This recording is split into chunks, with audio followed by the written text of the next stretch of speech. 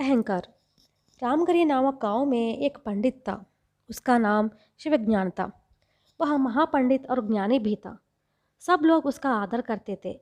उसके घर पर अक्सर शास्त्र संबंधी चर्चाएं होती थी। शिवज्ञान पंडित के पार्वती नामक एक पुत्री थी। वह भी अच्छी विदुषी थी। वह जो भी बात सुनती उसका अर्थ छट समझ जाती थी। उसका पिता अपने शिष्यों को जो पाठ पढ़ाते वे सब शिष्यों से पहले ही पार्वती सीख जाती थी। उनके घर में पंडितों की जो चर्चाएं चलती थी वे सारी बातें वह समझ जाती थी। सब विषयों का ज्ञाता शिवज्ञान पंडित यह मानता था कि वह जो कुछ जानता है वह राई के बराबर भी नहीं। मगर पार्वती को इस बात का अहंकार था कि वह सब कुछ जानती है। बड़े बड़े पंडित और वृद्ध भी किसी समस्या को लेकर चर्चा करते तो पार्वती उसमें दखल देती और उनकी शंकाओं का समाधान देती। वह पंडित गोष्ठियों में भी अनावश्यक दखल देती और कोई भूल करता तो उसे सुधार कर उनका अपमान तक कर बैठती।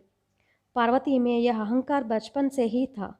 फिर भी छोटी लड़की का अपनी अवस्था से बढ़कर बुद्धिमत्ता का परिचय देते देख उसका पिता और अन्य पंडित भी प्रसन्न हो जाते थे। उसके पिता ने सोचा कि पार्वती बड़ी हो जाएगी तो विवेक प्राप्त करके हर बात में दखल देना छोड़ देगी। मगर उम्र के बढ़ने के साथ उसका अहंकार भी बढ़ता गया। तुम बड़े लोगों की चर्चाओं में अनावश्यक दखल मत दो बेटी, यह ठीक नहीं है, शिवज्ञान ने समझाया। पिताजी, पांडित्य और ज्ञान का उम्र के साथ संबंध ही क्या है? चाहे जितना भी उम्र बढ़े मूर्ख मूर्ख ही हो जाता है, पार्वती उत्तर देती। वह इस बात का संदेह भी करती कि उसकी बुद्धिमत्ता एवं अक्लमंदी का सबके सामने प्रकट होना शायद पिताजी को पसंद नहीं है।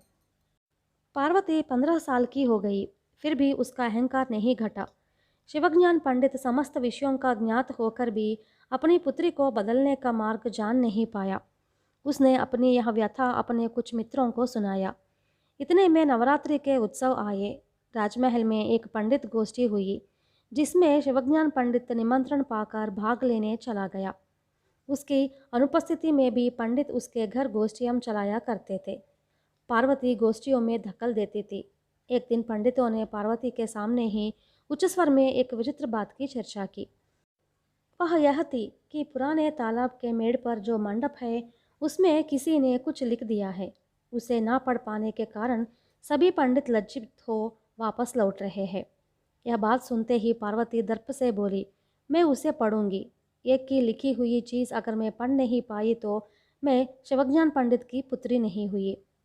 यह खबर सारे गांव में फैल गई कि मंडप में लिखी गई लिखावट को पार्वती पढ़ने जा रहे हैं। गांव के सभी लोग तालाब के किनारे मंडप में आ पहुंचे। पार्वती ने आते ही दीवार पर बंधे पर्दों को हटाकर यूं पढ़ा, इस काम को जो लोग कर सकते हैं उन्हीं को इसे प्रकट रूप में पढ़ना है। इस तालाब में 10 फुट तक कीचड़ भरी हुई है। मैं फावड़ा और टोकरी लेकर सारी कीचड़ निकाल दूंगा। इसके गवाह आप सब लोग हैं। पार्वती के पढ़ना समाप्त होते ही किसी ने फावड़ा और टोकरी उसके सामने लाकर रख दिया। यह क्या है? पार्वती ने आश्चर्य के साथ पूछा। तालाब की कीचड़ निकल दो, सबने कहा। मैंने यही कहा था कि पढ़ सकूंगी, लेकिन यह नहीं बताया कि यह कीचड़ निकालूंगी, पार्वती ने उत्तर दिया। क्या तुम हम सबको इसे ना पढ़ सकने वाले मूर्ख समझते हो?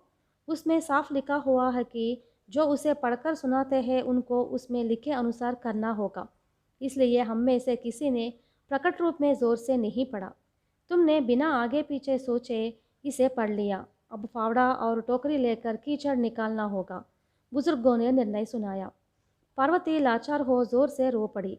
बुजुर्गों ने उसे सांत्वना देकर समझाया, सब में थोड़ी बहुत अकल होती है, मगर किसी को भी अपनी अक्लमंदी को वक्त बेवक्त प्रकट करने का दुस्साहस नहीं करना चाहिए। शिवज्ञान पंडित ने लौटकर देखा कि पार्वती में बहुत बड़ा परिवर्तन हो गया है। उसके अहंकार का दमन करने के लिए मित्रों ने जो उपाय किया था उसका परिचय पाकर वह खुश हुआ। सबसे बड़ी प्रसन्नता उसे इस बात की हुई कि उसकी कन्या में परिवर्तन हो गया है।